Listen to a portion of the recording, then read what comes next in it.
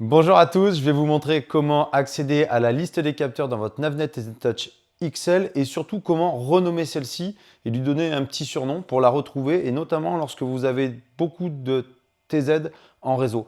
L'intérêt de renommer vos TZ dans un réseau, c'est que par exemple si vous utilisez la TZT bâbord en sondeur, l'intérêt c'est de pouvoir aller sélectionner votre source sondeur correctement sur l'autre TZT. Sauf que si elles s'appellent toutes pareilles, ça va être pour vous très compliqué.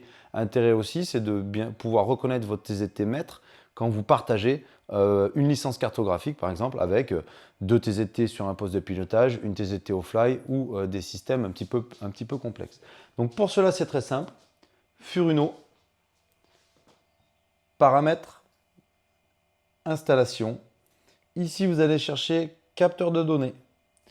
Vous allez retrouver ici donc le menu concernant les données, la liste des capteurs, et là vous allez voir, bon ici j'ai une configuration très simple, donc ma TZT qui s'appelle TZT22X Je vais vouloir la renommer, donc je vais cliquer dessus, et ici je peux lui donner donc un petit surnom. Voilà, on va lui trouver un petit truc sympa. On va l'appeler par exemple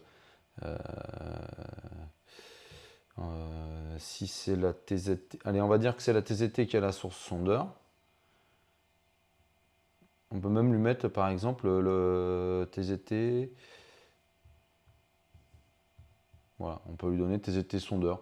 Ou alors encore, vous pouvez, si c'est votre TZT maître par exemple, qui dispose de la licence cartographique et de la source sondeur, vous pouvez l'appeler TZT maître.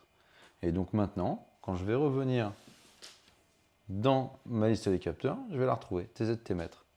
Donc ça c'est extrêmement important, notamment pour vous y retrouver lorsque vous avez des configurations complexes, vous pouvez avoir 2 ou 3 Navnet TZ Touch connectés en réseau. Ainsi vous allez pouvoir précisément savoir quel capteur vous sélectionnez.